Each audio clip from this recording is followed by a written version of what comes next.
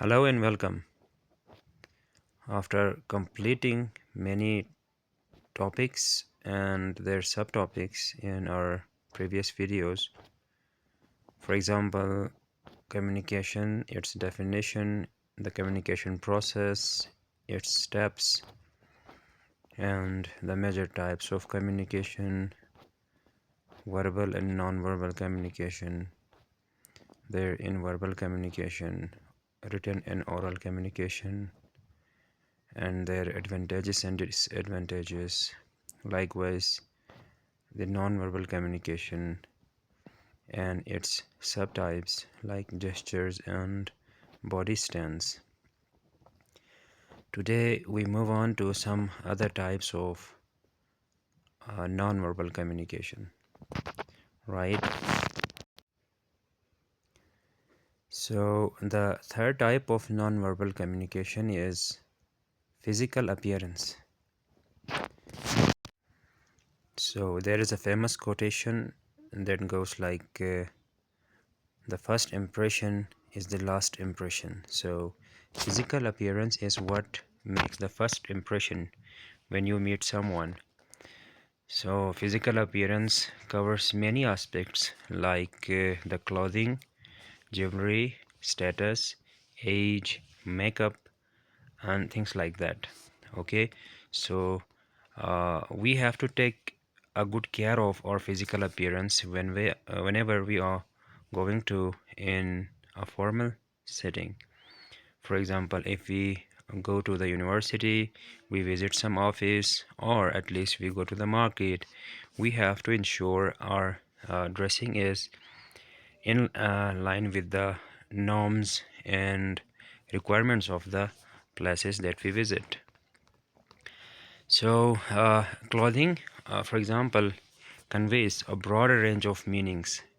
For example, in these illustrations, you can see clothings are the only things that gives a complete understanding in the first sight of someone. For example, in the larger image, we can see there are people from different professions, even without disclosing their profession in some written or oral communication. Just having a glance at their attire and physical appearance, we can sense or we can understand their profession. For example, on the very left side in the larger image, we have a judge. Okay, likewise, then there is a doctor, there is an engineer, a pilot. So, likewise, there is a police in one of the images. Okay, so it tells about your profession, the uniforms that we wear, and the the style we own tells much about ourselves when we present ourselves in certain physical appearances. So likewise, physical appearance may also tell something about your background. For example, having a glance at someone, you can guess their age, okay, their background, like which geographical territory they belong to. For example, just because of the skin of color, you can guess whether a person is from a certain area, right? For instance, we the people of the subcontinent, our complexion is somehow darker. Okay, likewise the Europeans are somehow uh, a fair complexion. Fair means they are white. Okay, so our the skin of our color, the color of the skin may also convey certain meanings, and it tells about the background of the person. Okay, likewise when you wear some makeup, okay, this tells about your wealth or the class of society you belong to. For example, women in villages do not wear much makeup, okay, as compared to the ladies, uh, the ladies in the urban areas. Okay, so this shows a fair difference between village people and the urban people. Likewise, the dressing and the physical appearance may also tell us about something about the social and economic status of someone. Okay, you can have a look at the last image where an elderly is lying on the ground. He is wearing uh, clothes that are not good. Okay, not good means a poor man or a beggar may wear such, or a homeless person may wear such dresses. Okay, so this way physical appearance becomes an important and essential part in nonverbal communication. So moving on to the very next point, that is space. Okay, space is one of the important concepts in nonverbal communication, right? In space, we already know that different communications occur at different spaces, different distances, right? So for example, if you are in an intimate space, if you are with your family members, your wife, your husband, or your sons and daughters and brothers, you don't bother to have a fair distance, because we don't consider further distances for intimate spaces. For example, being closer and even the touch that we make with our family members shows comfort and shared emotions. Okay, then there comes personal space when we are with our friends and people who are near to us. Okay, we make a distance of, for example, 1 to 4 feet. So in such a setting, we may have casual conversations with with our friends. We make memorable memories. Okay, so that is another sort of setting in which we consider somehow a bit of distance. We don't go that closer as compared to our family members. Likewise, in an official setting, for example, at university, at office, we have to be very careful about the space or the distance between the people who are in communication. So most of the time, this distance should be 4 to 10 feet or 4 to 12 feet. Okay, so in an official setting or informal conversations, observing a good fair distance between the communicating parties is required, is mandatory. Okay, for businesses, we have to be very careful about this aspect of space and distance. Okay, otherwise we have to face certain complexities. For example, in the images below, you can see the people in an official setting are having no sense of the personal space or the social space. Rather, the official setting requires a good fair distance, and these people are not observing that space. So the receivers are not comfortable with that communication. Okay, it may arise some challenges also.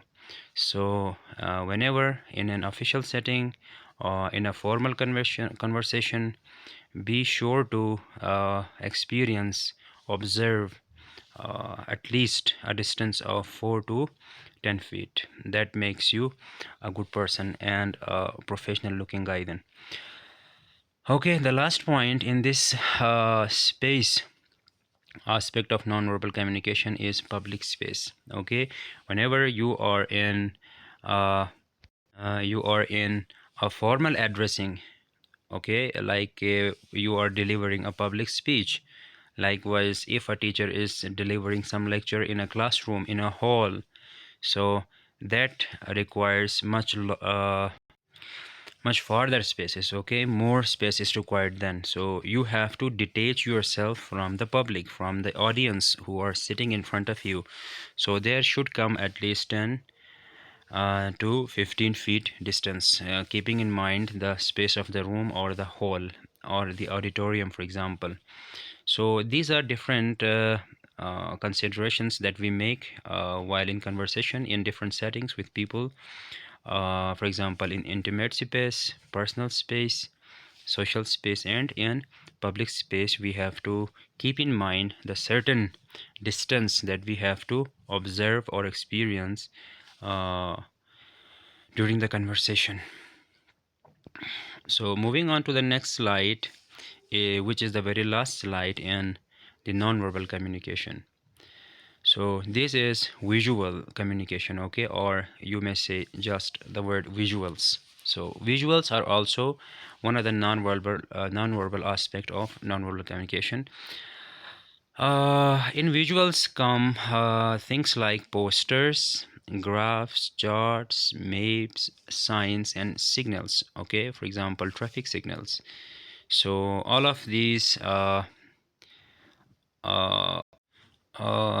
these visuals are used in our daily life, so they convey different meanings. Okay, there is nothing written on them, and just having a look at them we come to know about certain meanings.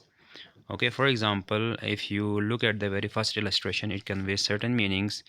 In these four red circles there are certain meanings. Okay, if we tag them as traffic signals, so there is no parking, no entry, okay, no overtaking. Such symbols are used in traffic signals. Likewise, we have charts and graphs. Okay, as in pie chart we have different segments in different colors. They show different aspects of some statistics. Likewise, we have maps. Okay, maps are most of the time they are used to replace countries. Okay, for example, uh, if we look at a map of a country, okay, even without having a look at their name we guess the country. So that is again a non-verbal aspect. Likewise, there are flags that show that represent different countries. So no need to say Pakistan when we look at the flag of Pakistan. So without hearing the word Pakistan or without reading the word Pakistan, just having a look at the flag of the country, we come to know about the country, and we have a sense of understanding. Okay, likewise there are certain pieces of arts, like see, these are the symbols for different things. For example, in the very first there is a handle of a telephone. Likewise, second is a plus, which is always used for medical services. Like there is an icon of a message. Okay, then there is a wheelchair symbol. Likewise, there is a fork and a knife, so that might be a symbol of a kitchen. Okay, so likewise there are many more symbols which may be used to show certain aspects. For example, if you visit in an airport or some hospital, some building, if you want to go to washroom, so there are these symbols of male and female. Okay, and sometimes there are the symbols of kids. So these are the symbols that give some meaning, okay, which is not written, which is not spoken. So just because having a look at them, just because these symbols convey the meaning, they become the non-verbal aspect of communication, right? So in body language we have many we have as we have covered gestures, body stance, and they are also the part of body language. So other than this, we can use our fingers, our fist, and the whole palm and the whole arm in certain orders to communicate in some way. For example, if you make a V with our hand, so it symbolizes victory.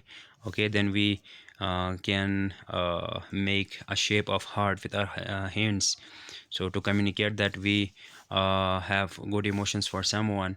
So having a look at a traffic police, we see that the traffic police uses their hands, their body gestures to direct the traffic.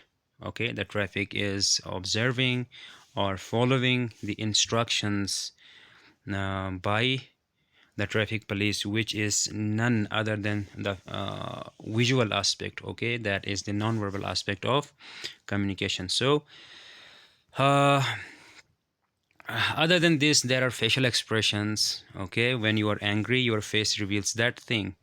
Okay, when you are happy, your face reveals that emotion also. You are angry, your frustration, you are cold, okay, you're warm.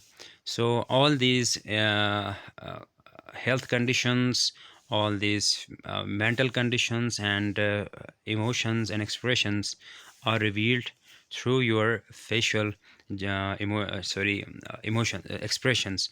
So this way people come to know about what sort of situations you are going through, what sort of conditions you are going through, what is there inside your head or heart. So that is revealed through the facial expressions. Okay, so these are examples of different facial expressions. See, a flag is there, so it is the non-verbal aspect of communication. See the body language, again the body language. Okay, see the clothing of